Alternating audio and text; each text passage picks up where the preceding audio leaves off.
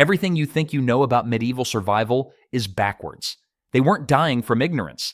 They were dying because they knew too much. The real medieval survival secrets were so powerful that powerful people made sure they disappeared. Why don't you know what a starving peasant considered common knowledge? Medieval Europe had doctors who could stop bleeding faster than most modern emergency rooms. Sounds crazy, right? But these weren't your typical physicians with fancy degrees hanging on castle walls. Village healers knew exactly which plants could save your life when a sword cut went too deep. Take yarrow, for instance. This unassuming little flower could clot blood so effectively that soldiers carried it into battle like a medieval first aid kit. Comfrey was their secret weapon for broken bones. They called it knit bone because it actually helped fractures heal properly. Here's the kicker. These remedies actually worked. While we're popping synthetic pills, medieval folks were chewing willow bark for pain relief. That same willow bark? It's literally where aspirin comes from. Those primitive healers figured out what took our scientists centuries to rediscover. The village healer was basically the medieval equivalent of having WebMD, but actually reliable. Everyone knew which grandmother could cure your fever and which monk grew the best healing herbs behind the monastery. These people didn't just throw random plants at problems. They had generations of trial and error wisdom passed down like family recipes. But here's where it gets really interesting. While they mastered nature's pharmacy, they also had to build homes that could survive anything Mother Nature threw at them. And they did it using techniques that would make modern architects scratch their heads in amazement. Picture trying to build a house today with nothing but sticks and mud. Sounds impossible, right? Well, medieval folks turned this into an art form that put modern construction to shame. Wattle and daub wasn't just slapping mud on twigs like some kindergarten craft project. These people knew what they were doing. First, they'd weave flexible branches, usually hazel or willow, between vertical posts to create a lattice framework. Think of it as nature's version of rebar, but way more flexible. Then came the daub. This wasn't just any mud, mind you. Medieval builders mixed clay, sand, straw, and sometimes even animal dung to create the perfect plaster. The result? Walls that could breathe, insulate like nobody's business, and actually get stronger over time. Here's the kicker. Some of these structures are still standing after 500 years. Meanwhile, modern drywall starts cracking if you sneeze too hard near it. The real genius was in the repair work. Damage section?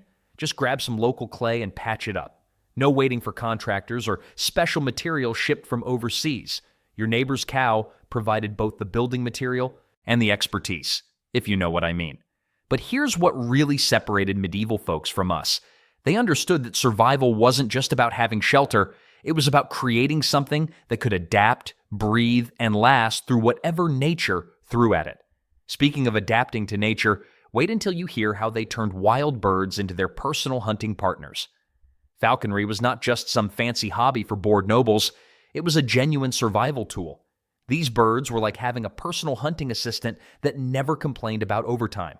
Training a falcon or hawk required incredible patience and skill. The bond between falconer and bird was stronger than most marriages I've seen. One wrong move and your expensive hunting partner would fly off to find someone who actually knew what they were doing. But here's the thing, these birds were incredibly efficient hunters.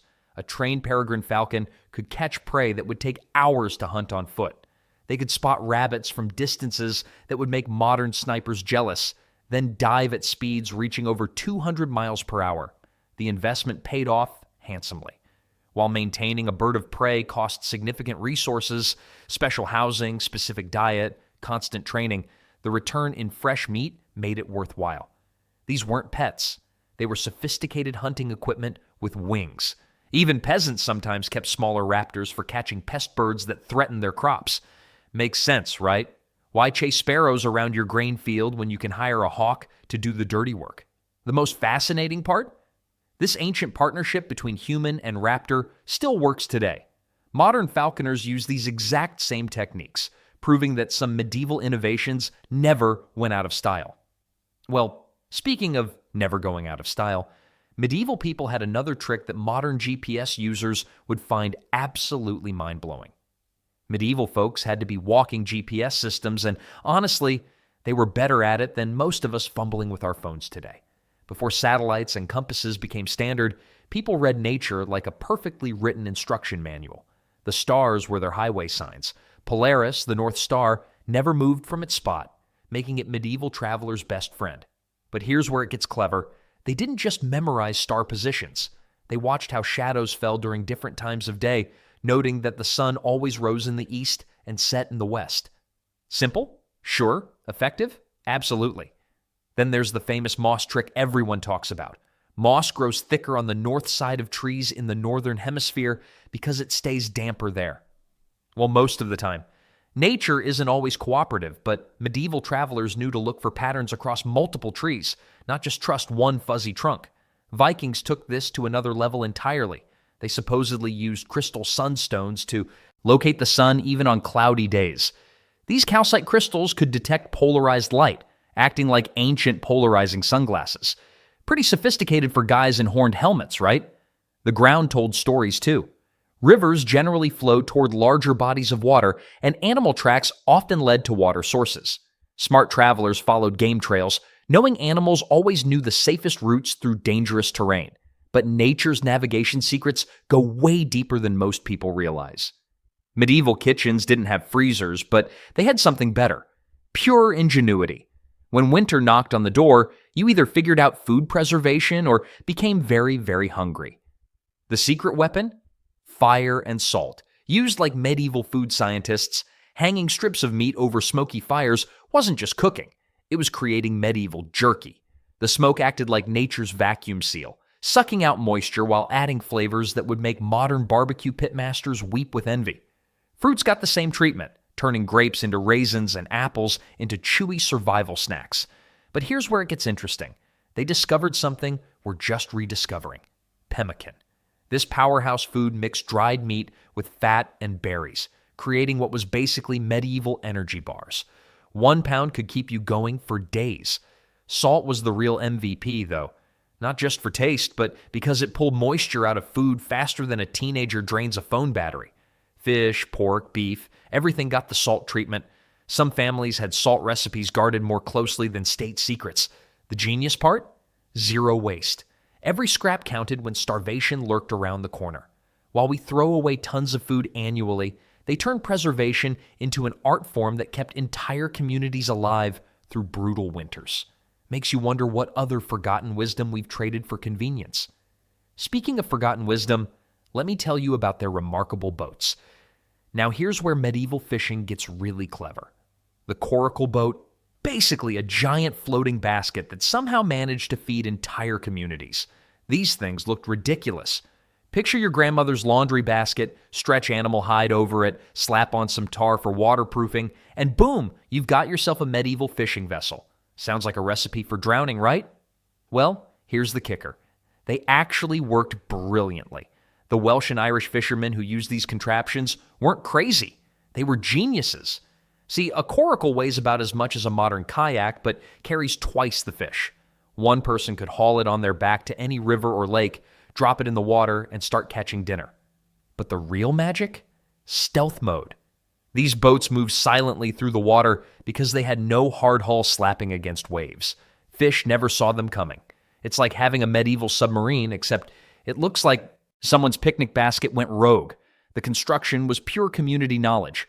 Everyone knew how to weave the wooden frame, stretch the hide, and seal it properly. No patents, no trade secrets, just neighbors teaching neighbors how to not starve. Modern boat builders still study coracle designs today. Some even build replicas for river fishing. Speaking of community survival knowledge, wait until you hear how entire villages survived by literally eating the forest around them. Medieval folks were basically the original survivalists, and their foraging skills would put most modern campers to shame. These people could walk into any forest and come out with a 3-course meal. But here's the thing that'll blow your mind. They weren't just randomly grabbing plants and hoping for the best. Medieval foragers had an encyclopedic knowledge that would make botanists jealous. They knew which berries ripened when, which roots stayed good through winter, and most importantly, which plants would send you to meet your maker. Take stinging nettle, for instance. Most people today run screaming from this stuff, but medieval foragers treated it like nature's superfood, and they were right. Stinging nettle packs more nutrition per gram than spinach. Who knew getting stung could be so healthy? Then there's the wild garlic situation. Medieval foragers could sniff this stuff out like bloodhounds. Wild garlic wasn't just food, it was medicine, pest control, and seasoning all rolled into one pungent package. The real experts were often the village wise women. These ladies knew every edible plant within 20 miles and could tell you exactly when to harvest each one for maximum nutrition. Makes sense, right? Your life literally depended on not confusing dinner with poison. Well, speaking of village experts who kept everyone alive, wait until you hear about the folks who could start fires without a single match. Medieval folks didn't exactly have the luxury of striking a match when they needed fire. No corner stores selling lighters either. Yet somehow they managed to keep flames alive through brutal winters and cook their meals every single day. The flint and steel method was their go-to trick. Strike a piece of flint against steel, and tiny sparks would fly onto a bundle of dry tinder. Sound simple? Well, try doing it with frozen fingers while wolves are howling nearby. These sparks were smaller than the enthusiasm at a tax seminar, so you needed bone-dry materials like charcloth or birch fungus to catch them. But here's where it gets interesting. The bow drill technique required serious skill. You'd spin a wooden stick against another piece of wood using a bow-like contraption until friction created an ember. Think of it as the medieval version of starting a car on a cold morning. Lots of effort, some cursing, and hopefully success before you freeze to death. Then there's the fire plow method, scraping hardwood against softwood. Created enough heat to ignite tinder. Takes about as much patience as waiting for your grandkids to call. Smart medieval families kept perpetual fires burning in their hearths. Banking coals under ash meant you could revive flames the next morning without starting from scratch. One person skilled at firemaking could literally save the entire village. Speaking of village survival, wait until you hear how they created fresh bread without a single trip to the grocery store. Here's the thing about medieval bread. It wasn't just food, it was survival currency. And the secret ingredient? Wild yeast floating right through the air. Before fancy packets of instant yeast hit grocery shelves, medieval bakers had to become yeast whisperers. They'd mix flour and water, then leave it sitting around like they were setting a trap for invisible creatures, which, technically, they were. The process sounds simple enough, but it required the patience of a saint and the instincts of a gambler. Too hot? Dead yeast. Too cold? Nothing happens. Too long? You've got alcoholic soup instead of bread starter. Medieval families guarded their yeast starters like crown jewels. These bubbly, sour-smelling concoctions were passed down through generations with more ceremony than wedding rings. Lose your starter, and you're back to eating hard, flat bread that could double as roof tiles. But here's where it gets interesting. Some of these medieval starters are still alive today. There are bakeries using yeast cultures that have been continuously fed for over 600 years. That's older than most countries. The whole process was basically medieval biotechnology. They were cultivating living organisms without knowing what bacteria or fermentation actually meant. Just trial, error, and a lot of faith in fizzy goop. While bread kept medieval stomachs full, there was another preservation method that made sure protein never went to waste. Fish was basically medieval money. You catch it, you eat. You don't catch it, you starve. Simple math, really. But here's where things get tricky. Fresh fish spoils faster than a teenage romance. Medieval folks had maybe 2 days before their prize catch turned into something that could clear a room faster than bad news. Enter smoking and drying techniques that would make modern food scientists weep with envy. The smoking process wasn't just tossing fish over a campfire and hoping for the best. These people built specialized smokehouses with precise airflow control. They knew exactly which woods to burn. Never pine or other resinous trees that would make the fish taste like turpentine. Oak, apple, and cherry were the gold standards. Temperature control? They had it down to an art form. Hot smoking cooked the fish while preserving it. Cold smoking took days but created fish jerky that could last months without refrigeration. The drying method was even more ingenious. Fish were split, salted heavily, then hung on wooden racks in windy, sunny locations. The salt drew out moisture while the air circulation prevented rot. Some coastal communities built entire drying towers that looked like medieval skyscrapers dedicated to fish preservation. These preserved fish became trade goods, traveling hundreds of miles inland. A well-smoked salmon from Scotland might end up feeding a family in Germany weeks later. Speaking of ingenious preservation methods, wait until you hear how they kept their livestock from becoming someone else's dinner. Medieval livestock wasn't just property, it was your family's lifeline. Lose your sheep to wolves and you're eating bark soup all winter. Makes sense why entire communities organized Nightwatch rotations like their lives depended on it, because they literally did. Here's the thing modern security systems miss. Medieval Nightwatch wasn't just about standing guard. These folks developed sophisticated early warning networks that would make today's neighborhood watch programs look amateur. One shepherd would position himself uphill with a horn, another near the stream crossing, and a third by the main trail. When predators approached, they had signal systems, different horn blasts for wolves versus bears versus human thieves. But the real genius? They rotated duties so everyone stayed sharp. Nobody pulled 3 nights straight because sleepy guards meant dead animals. Each person served maybe 2 nights per month, keeping the burden manageable while ensuring fresh eyes and ears. The social aspect was brilliant too. Young men often volunteered for extra shifts to impress potential wives. Nothing says good provider like protecting the village flock from a hungry wolf pack. Well, maybe bringing home a 10-point buck, but that's harder to guarantee. Weather knowledge became crucial during these watches. Experienced night watchmen could smell snow coming 2 days out, or sense when foxes would get desperate enough to risk approaching human settlements. Speaking of reading nature's signs, medieval folks had another survival skill that puts our weather apps to shame. Medieval stonemasons weren't just builders, they were survival architects who understood something modern construction has forgotten. Every stone placement was a calculated decision between life and death. Here's what made them brilliant. They read geology like a GPS system. A mason could touch a rock and instantly know if it would crack during the first winter freeze or hold strong for centuries. Makes sense, right? When your family's survival depended on your walls not collapsing, you got really good at rock selection. The secret wasn't just picking good stones, it was the mortar. Medieval lime mortar actually got stronger over time, unlike modern cement that starts deteriorating immediately. Think about that for a second. We've somehow gone backwards in building technology, but the real genius was in the foundation work. These guys dug down until they hit bedrock, sometimes going 15 feet deep. No shortcuts, no good enough attitudes. Well, would you want to explain to your wife why the house fell down because you got lazy with the foundation? They also understood thermal mass before anyone knew what thermal mass was. Thick stone walls absorbed heat during the day and released it slowly at night, creating natural climate control. Pretty clever for people who supposedly lived in the Dark Ages. The positioning of each stone followed load-bearing principles that modern engineers study in textbooks.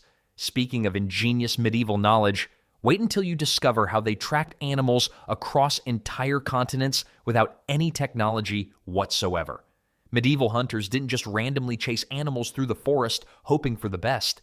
They were basically nature's GPS experts, tracking seasonal migration patterns like their lives depended on it.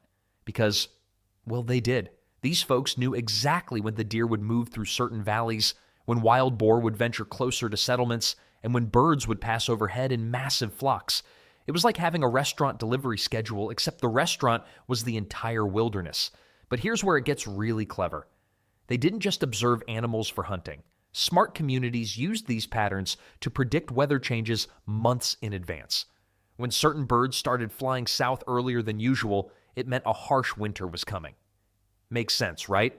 The knowledge went deeper than you'd expect. Experienced trackers could tell you which specific trails elk would use based on wind direction, food availability, and even the phase of the moon.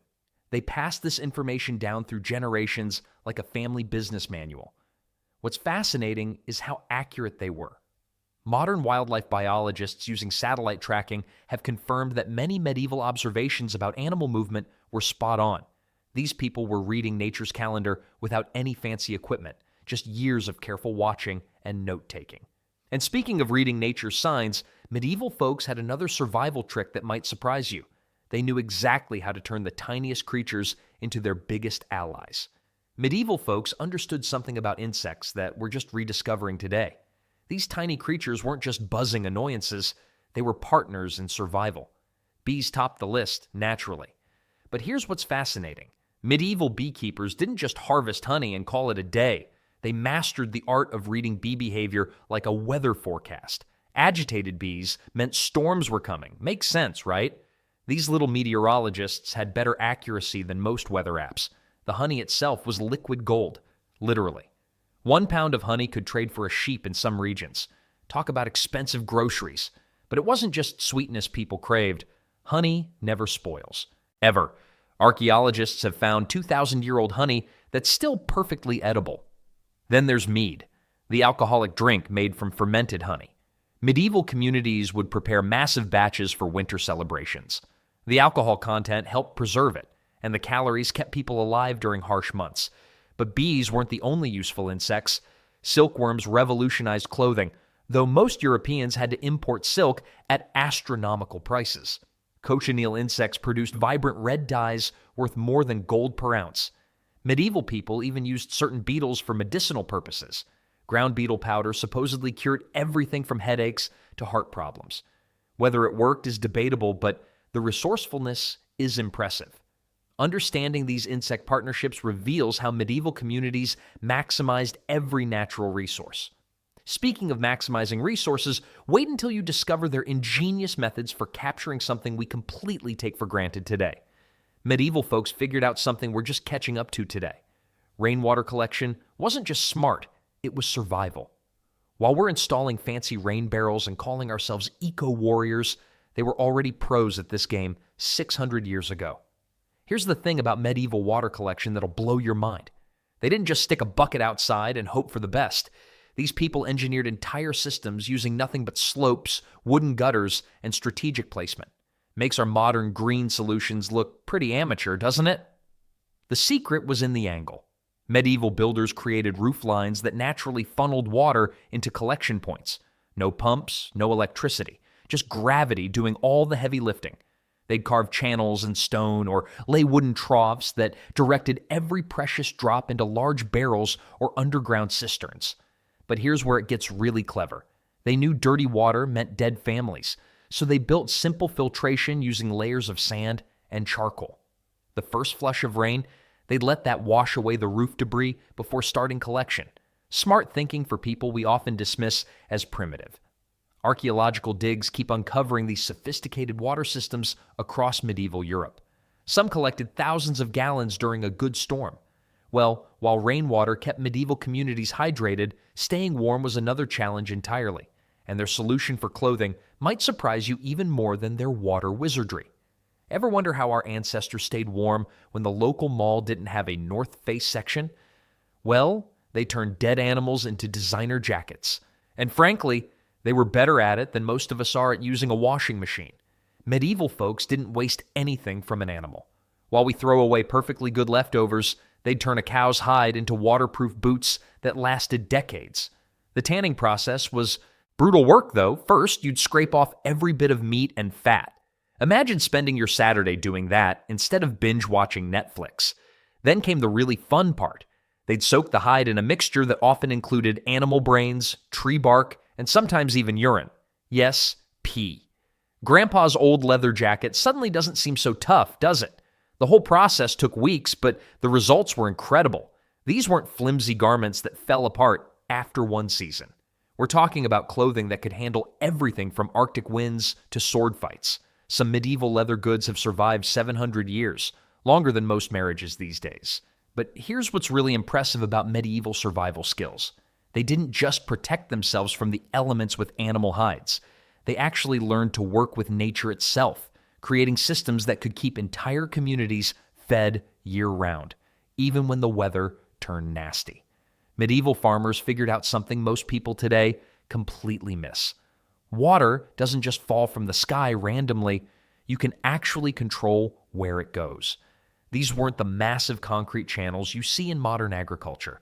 We're talking about simple trenches, wooden gates, and clever slope work that would make your grandfather proud. The basic idea?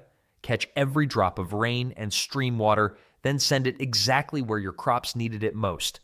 Think about it like this. If your roof leaked, you'd put a bucket under it, right? Well, medieval farmers basically turned their entire farms into giant water-catching systems. They'd dig shallow channels alongside their fields, install basic wooden gates to control flow, and even build small earthen dams to store water for dry spells. The genius part wasn't just the engineering, it was the timing. They knew that spring melt could flood everything, while summer droughts could kill crops dead, so they built their systems to handle both extremes. Here's what's really impressive. Archaeologists still find traces of these irrigation networks under modern farmland.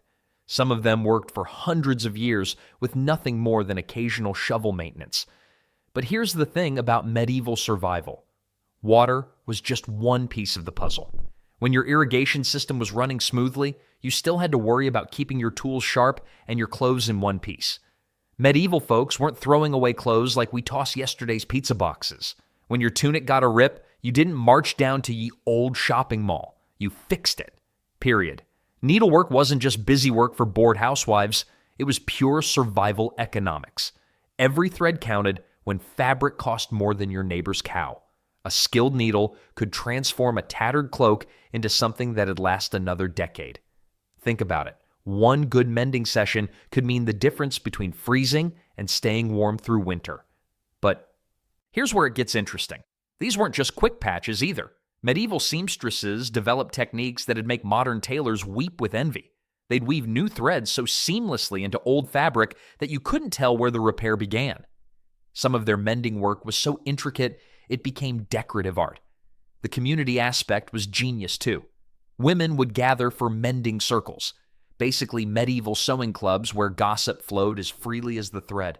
Everyone learned from the master menders, picking up tricks that had been passed down through generations. And get this, they had a whole system for different types of repairs. Torn seams got one treatment, worn elbows another, and holes? They had at least 5 different approaches depending on the fabric and location. Well, all this indoor craft work was nice and cozy, but what happened when medieval folks needed to venture outside into harsh weather?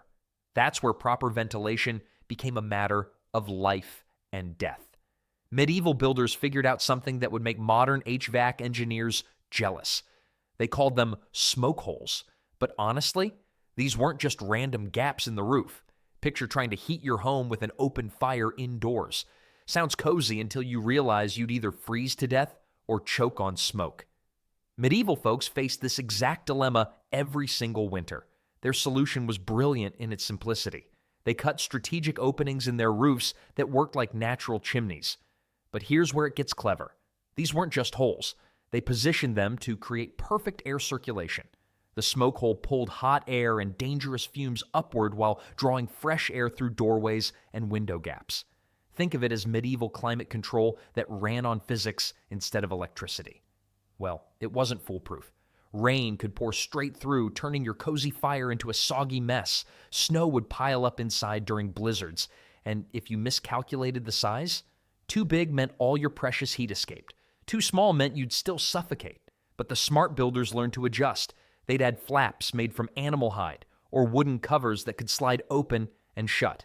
Some even angled the holes to deflect the worst weather. Archaeological evidence shows these smoke holes were modified constantly as families figured out what worked best for their specific climate. Speaking of climate adaptation, medieval people had another ingenious trick for surviving harsh conditions. Fermenting wasn't just about getting tipsy after a hard day's work. Medieval folks turned this biological magic trick into their version of a walk-in cooler, preserving food for months when fresh groceries weren't exactly delivered to your door. Here's the thing about fermentation. It's basically controlled spoilage. Sounds appetizing, right? But these clever medieval cooks figured out how to make bacteria work for them instead of against them. They'd pack cabbage into barrels with salt, creating sauerkraut that could outlast winter storms. Cucumbers became pickles. Milk transformed into cheese that aged like fine wine. The process required patience that would make a saint jealous. One wrong move, too much heat or contamination, and your winter food supply turned into expensive compost. Medieval brewers treated their fermentation vessels like newborn babies, checking temperatures and timing everything perfectly. But here's where it gets interesting. Fermented foods weren't just preserved. They were actually healthier than fresh alternatives. The good bacteria broke down nutrients, making them easier to digest. Iron became more available. Vitamins increased. It's like medieval people accidentally invented probiotics centuries before scientists figured out what gut health meant. Those bubbling crocks sitting in medieval cellars were doing double duty as medicine cabinets and pantries. And speaking of keeping things fresh and useful, wait until you discover how they created underground refrigerators using nothing but dirt and clever engineering. Root cellars were the medieval equivalent of having a 24/7 refrigerator that never needed electricity. These underground storage spaces kept food fresh for months using nothing but dirt and clever engineering. The secret? Earth naturally stays around 50 to 55 degrees year-round once you dig deep enough. Medieval families would excavate these cellars 6 to 8 feet down, creating perfect conditions for storing root vegetables, apples, and preserved goods. Smart, right? But here's where it gets interesting. They weren't just digging random holes in the ground. These cellars required precise ventilation systems to prevent moisture buildup and rot. Too much humidity meant moldy potatoes. Too little meant shriveled carrots. It was like balancing a natural ecosystem underground. The construction involved stone walls, wooden shelving, and carefully placed air vents. Some families even built separate chambers for different types of food. Onions went in one section, apples in another. Cross-contamination wasn't just a modern food safety concern. Archaeological evidence shows these cellars could preserve food for 6 to 9 months. That's longer than some modern refrigerators keep vegetables fresh. The investment in digging and building paid off during harsh winters when fresh food was scarce. Well, speaking of food preservation, medieval people didn't stop at cold storage. They also mastered the art of moving plants around to maximize their harvests. Medieval farmers had this brilliant trick that puts modern agriculture to shame. They didn't just plant seeds and hope for the best like some weekend gardener with a Pinterest board. Instead, they mastered the art of transplanting. Sounds fancy, right? Well, it's basically moving baby plants around like a medieval game of musical chairs. But here's the kicker. They were doing precision agriculture centuries before anyone invented GPS-guided tractors. These farmers would start seedlings in protected spots during harsh weather, then relocate them when conditions improved. Think of it as plant daycare, except instead of juice boxes, they got optimal soil conditions. The real genius? They match plants to microclimates within their own land. That shady corner perfect for lettuce? They found it. The sunny slope ideal for herbs? They knew exactly where it was. Makes sense, right? This wasn't random guesswork either. Medieval farmers tracked which plants thrived where through years of careful observation. They'd move young cabbage plants from crowded starter beds to spacious final homes, ensuring each got the room and conditions it needed. Modern industrial farming often ignores these site-specific advantages, planting massive monocultures regardless of natural variations. But medieval farmers? They squeezed every advantage from their land. The transplanting technique also let them extend growing seasons and recover from crop failures. Lost your spring planting to late frost? No problem. Just start over with transplants. Speaking of recovery from disasters, wait until you hear about their fascinating relationship with creatures most people find absolutely revolting. Medieval doctors had a secret weapon that would make modern patients run screaming from the room: leeches. These slimy, blood-sucking creatures were the Swiss Army knife of medieval medicine. But here's the thing. Nobody tells you about leech therapy. It actually worked. Well, sometimes. Medieval physicians discovered that leeches could drain infected blood from wounds, reducing swelling and preventing gangrene. The little vampires would latch onto a patient's skin and suck out what doctors believed was bad blood. Sounds barbaric, right? Yet these wriggling medical assistants saved countless lives. The process was surprisingly sophisticated. Doctors kept leeches in special jars, feeding them regularly like pets. They'd select the hungriest ones for treatment, ensuring maximum blood removal. Each leech could drink up to 5 times its body weight in blood. Talk about having an appetite. Medieval barber surgeons swore by leech therapy for everything from headaches to heart problems. They believed excess blood caused most illnesses, so these natural bloodletters were their go-to solution.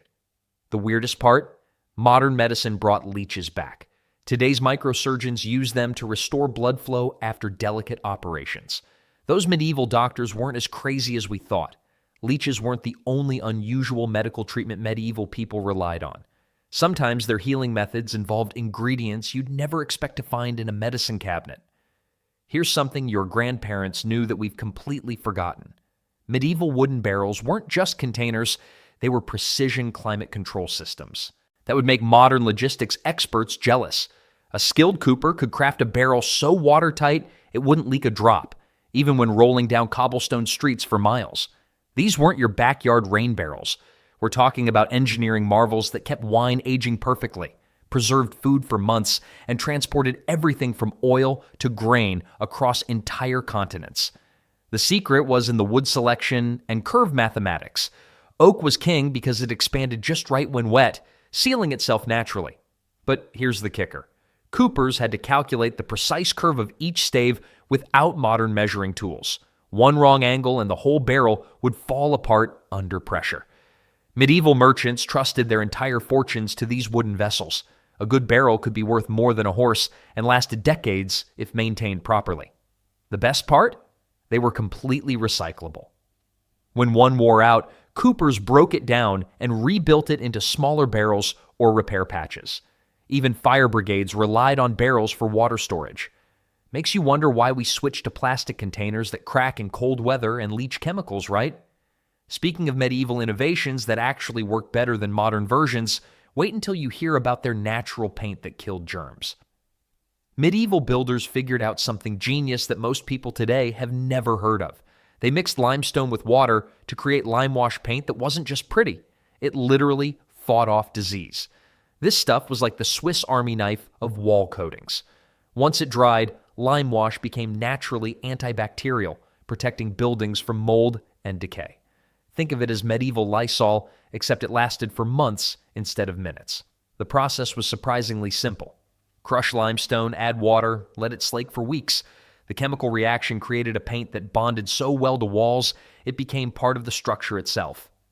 Well, almost permanently. Here's the catch. Limewash washed away easier than a politician's promises during election season. Rain could strip it right off, meaning builders had to reapply it regularly. But they didn't mind because fresh coats meant fresh protection. Medieval churches and homes often gleamed white from Limewash treatments. Archaeological evidence shows these buildings stayed remarkably free of the nasty stuff that plagued other structures. The antibacterial properties weren't just folklore either. Modern testing confirms Limewash kills harmful microorganisms on contact. The best part? It was cheap and locally sourced. Every village with limestone could make their own protective paint. But even the smartest paint couldn't solve every medieval problem. When it came to making tools and weapons that could last generations, builders needed something much tougher than limestone. The village blacksmith wasn't just fixing horseshoes and making nails. He was basically running medieval society's repair shop, hardware store, and innovation lab all rolled into one smoky building.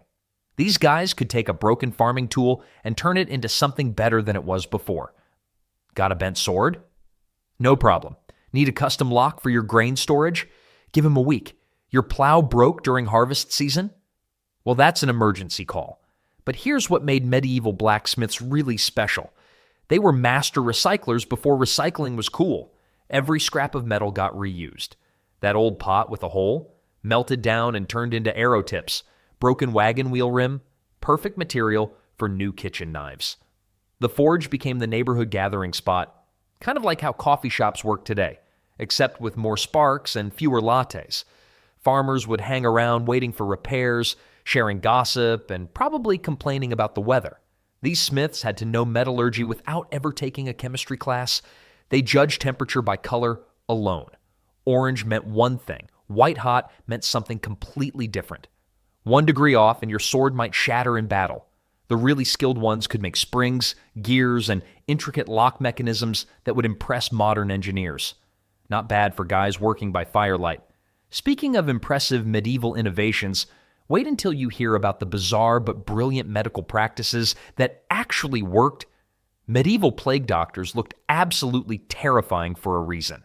Those iconic bird-like masks weren't just for show, they were stuffed with aromatic herbs like rosemary, thyme, and juniper. The theory?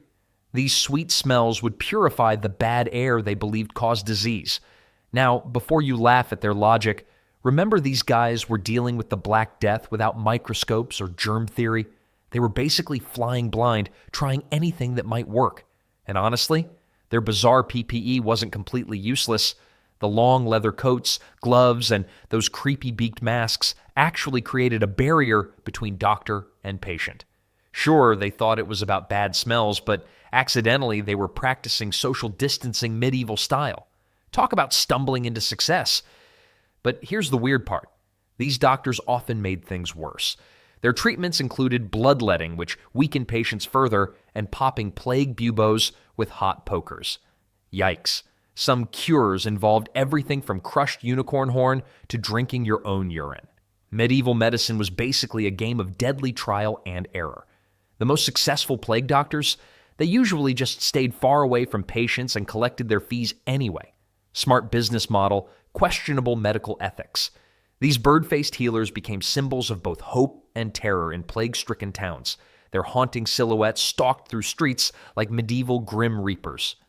Speaking of medieval ingenuity, wait until you discover how they turned animal fat into something surprisingly civilized.